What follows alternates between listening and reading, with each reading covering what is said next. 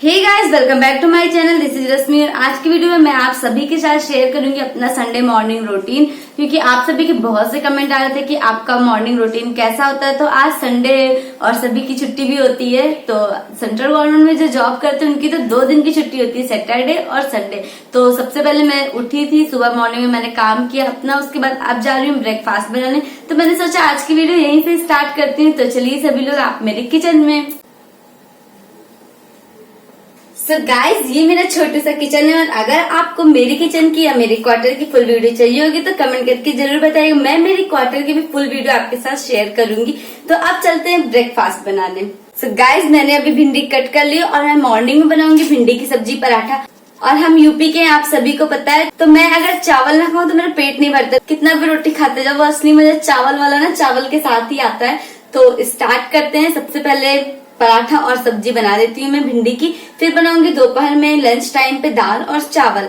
तो भिंडी कट चुकी है, मैं इसे छौंक देती हूँ, फिर आटा लगाती हूँ। सो गाइज, भगवान से मैं यही दुआ करती हूँ कि आप सभी स्वस्थ रहें, खुश रहें और आपकी दुआओं से मैं भी ठीक हूँ।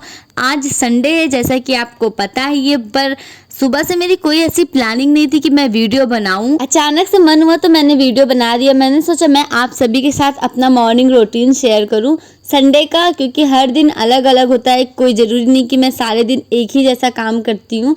कभी कुछ मन कर जाता है, कभी तो कुछ और ही। एक बात मुझे याद आ गई, जब मेरी शादी नहीं हुई थी और घर पे मम्मी कोई काम बताती थी, बोल देती थी ये काम ऐसे करना तो सही रहेगा। जैसे अचारदानी वगैरह मुझे अगर उठा के छत से लानी होती थी तो वो कांच की होती थी। अगर मम्मी ने कह दिया कि इसे सही से लेके आना वरना टूट जाएगी, तो 100% कन्फर्म ही रहता है कि वो मुझसे टूट ही जाएगी। अगर ना कहे कोई, यानी कि टोके ना, तो फिर वो काम तो मैं आराम से कर लेती थी। अगर कोई टोक दे तो पक्का ये है कि वो खराब ही होना है। एक वो दिन था और एक आज का दिन है जब मैं पूरा घर अपने आप अकेले ही सारा संभालती हूँ। घर भी संभालना और पढ़ाई भी करना टाइम निकाल कर। हाँ, थोड़ा मेहनत का काम होता है यार, थोड़ा मुझे आराम नहीं मिलता, पर ठीक है ना। शादी के बाद कैसे मैं इतनी जल्दी मैच्योर हो गई मुझे खुद नहीं पता। लोग कहते थे कि रश्मि तुम तो मैच्योर ही नहीं हो यार, अभी भी तुम में बहुत सारा बचपना है। पर मुझे लगता है नहीं, अब तो वो जिंदगी बदल चुकी है, पुरानी रश्मि भी बदल गई है। कभी बहुत ज्यादा प्रॉब्लम होती तो बस यही सोच लेती हूँ, ये जिंदगी है जनाब, उलझेगी नहीं तो सुलझेगी कैसे, बिखरेगी नहीं तो निखरेगी कैसे। और मेरी मम्मी को तो यकीन भी नहीं होता कि उनकी बेटी इतनी समझदार हो गई है और सारे काम खुद से करती होगी। आज थोड़ी इमोशनल भी हूँ मैं और मम्मी की मुझे याद भी आ रही थी। कभी कभी लगता है ना कि रोज रोज काम करने के बाद एक दिन तो मन करता है यार आज ना बनाओ खाना, आज क्या वही रोटी सब्जी, रोज का सारा काम, झाड़ू पोछा बर्तन। फिर लगता है कि मम्मी लोग कैसे करती होंगी। और हम लोगों को तो मम्मी घर पे कभी काम भी नहीं कराई थी, बचपन से आज तक सिर्फ उनका ये रहता था कि बस पढ़ाई करो, काम तो मैं कर ही लूँगी। तो ये चीज़ भी बहुत ही लगती है ना कि आज मम्मी के पास होती तो ऐसा काम ना करना पड़ता। सिर्फ काम की बात नहीं है, कभी भी थोड़ी सी भी चोट लगती है ना तो या कुछ भी होता है, बस सीधे मम्मी की आ जाती है।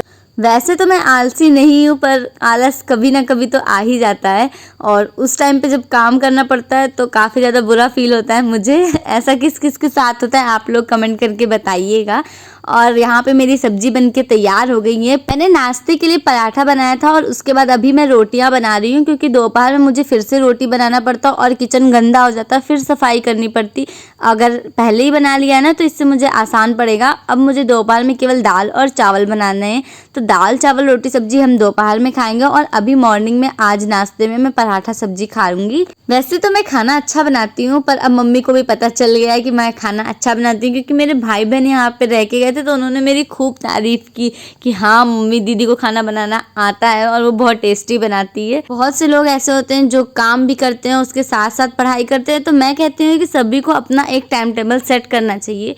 टाइम टेबल महीने का नहीं बनाना चाहिए, क्योंकि मेरे अकॉर्डिंग मैं कभी फॉलो नहीं कर पाती हूँ कि जैसे मैंने टाइम टेबल बना लिया, सुबह 6 बजे उठना, 7 बजे तक घर के काम करना, या मतलब मॉर्निंग के झाड़ू पोछा करना, उसके बाद फिर पढ़ाई करना, मैथ्स पढ़ना या जो कुछ भी, तो वो मुझसे कभी फॉलो होता ही नहीं है। पर हाँ, मैं डेली का डेली टाइम टेबल ज़रूर बनाती हूँ, वो मुझसे अच्छे से फॉलो हो जाता है। सो गाइज, आप लोग को भी एक टाइम टेबल सेट करना चाहिए हर दिन मॉर्निंग में उठकर कि आज आपको कितना पढ़ाई करनी है और कितने घंटे क्या किस चीज़ को किस सब्जेक्ट को देना है। उसके अलावा आप लोगों को ये भी टाइम अपना सेट करना चाहिए कि आज मैं पढ़ूंगा या नहीं पढ़ूंगा, क्योंकि ये नहीं होता कि आपको पढ़ने का मन नहीं हो और आप कॉपी किताब खोल के बैठ गए।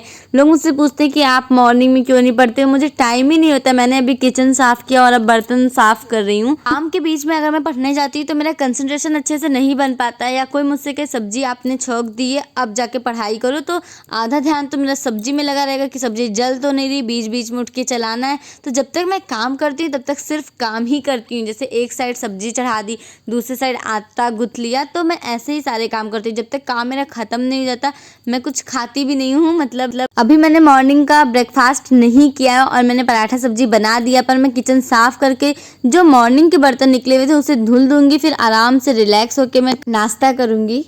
जब तक मेरा काम नहीं ख़त्म होता मुझे ना टेंशन लगी रहती है कि काम करना है, उसे ख़त्म करो। एक बार काम ख़त्म हो जाता है ना फिर मैं रिलैक्स हो जाती हूँ, फिर मुझे कोई परवाह नहीं होती है ना कि काम करना है, टाइम पे ब्रेकफास्ट देना है, ऑफिस का भी जाने का होता है। तो ये सोचती हूँ कि सारे काम अपने टाइम से ही हो जाएं। और अब मैंने किचन का मैक्सिमम काम कर लिया है और ये मैं अपने लिए पानी निकाल रही हूँ फ्रिज से नाश्ता करने के लिए। और मुझे अचार बहुत पसंद है, भरवा मिर्ची का अचार है, मम्मी ने बनाया था, मैं घर से लेके आई थी, क्योंकि अचार वगैरह बनाना तो मुझे आता नहीं है और मम्मी मुझे सारे अचार देती है, आम के, नींबू के, भरवा मिर्ची के। सो गाइज मेरी मम्मी ना बहुत ही टेस्टी अचार बनाती है और खाना भी मेरी मम्मी बहुत अच्छा बनाती है। अब मैं जा रही हूँ टीवी देखने, टीवी देखते हुए ही मैं ब्रेकफास्ट करूँगी अपना। ये कौन सी मूवी है अगर आप लोगों को पता है तो कमेंट करके ज़रूर बताइएगा। मैंने आधी पहले देखी थी और आधी अभी देख रही हूँ, क्योंकि एक बार में टाइम नहीं मिलता है। और ये फर्स्ट बाइट है आप लोगों के लिए गाइस। नाश्ता करने के बाद मैं अब जा रही थी अपनी स्टडी स्टार्ट करने, क्योंकि टाइम भी हो गया था, काफ़ी देर तक मैंने काम किया। उसके बाद अब पढ़ना भी बहुत ज़रूरी है मेरे लिए। सुबह बहुत थोड़ा सा टाइम मिलता है, पर जितना टाइम मिलता है मैं कोशिश करती हूँ कि उसमें अपनी पढ़ाई स्टार्ट कर दूँ ताकि टाइम वेस्ट ना हो। और अभी मैं थोड़ी देर पढ़ाई कर सकती हूँ, क्योंकि इतना भी मैं थक नहीं गई थी। और जब तक मुझे लगता है कि हाँ अभी मुझ में एनर्जी है तब तक मैं काम करती रहती हूँ। मुझे ज़्यादा आलसी लोग नहीं पसंद है, आलस तो मुझे भी आता है, पर ठीक है थोड़ा बहुत तो आलस आना चाहिए सभी को। हमें पढ़ाई हमेशा शांत मन से करना चाहिए।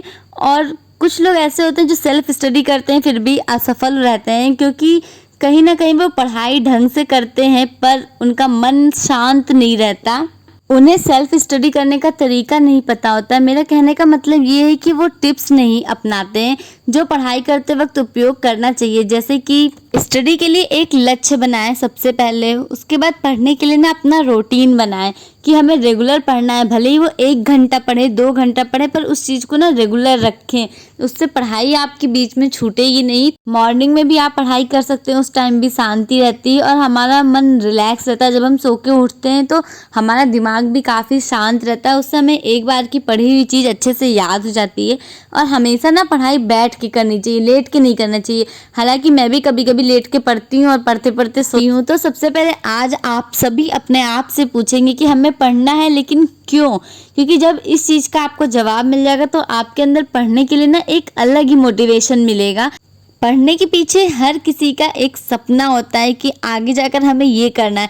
बस जब आप वो समझ जाएंगे तो अपने आप पढ़ाई हो जाएगी बिना किसी टेंशन के। आप लोगों के कई कमेंट्स आ रहे थे कि नोट्स कैसे बनाए, तो मैंने इस पे एक वीडियो बनाई है, आप लोग मेरी प्रीवियस वीडियो जाके चेक कर सकते हैं। और अगर नहीं समझ में आता है या जिस सब्जेक्ट के अकॉर्डिंग आपको नोट्स चाहिए वो आप मुझे कमेंट करके बताइएगा। सेल्फ स्टडी करना है तो नोट्स ज़रूर बनाइए, क्योंकि हर रोज़ पढ़ने के दौरान जो इम्पॉर्टेंट चीज़ें होती हैं उससे तो हमें लिखना बहुत ज़रूरी। जब हम रिवीजन करेंगे तो वो सिर्फ इम्पॉर्टेंट ही पढ़ के आराम से पूरा याद हो जाएगा।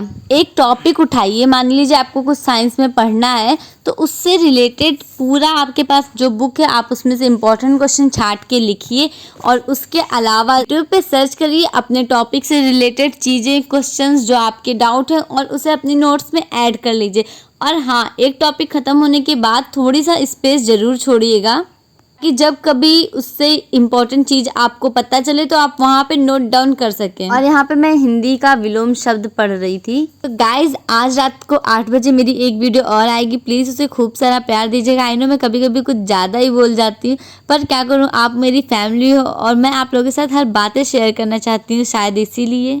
सो गाइज, आप सभी को पता है कि मैं अपनी हर वीडियो में एक क्वेश्चन आप लोगों से पूछती हूँ। तो आज मैं हिंदी पढ़ रही हूँ और आज का क्वेश्चन हिंदी से है कि स्पर्श व्यंजनों की संख्या कितनी होती है। तो इसका रिप्लाई जो भी करेगा मैं उसके कमेंट को अपने नेक्स्ट वीडियो में शो करूंगी। और गाइज, आप लोग रिप्लाई करिएगा। मेरी वीडियो अगर आप लोगों को थोड़ी सी भी अच्छी लगती है, मोटिवेशनल लगती है, या आप लोगों को थोड़ा सा भी लगता है कि हाँ इसे सपोर्ट करना चाहिए, तो प्लीज मुझे सपोर्ट करिएगा। मेरे चैनल पे नए हैं अगर तो उस चैनल को सब्सक्राइब करना बिल्कुल मत भूलिएगा, लाइक करिएगा और अपने दोस्तों के साथ मेरी वीडियो को शेयर करिएगा। मिलते हैं अब अगली वीडियो में, तब तक के लिए बाय गाइज।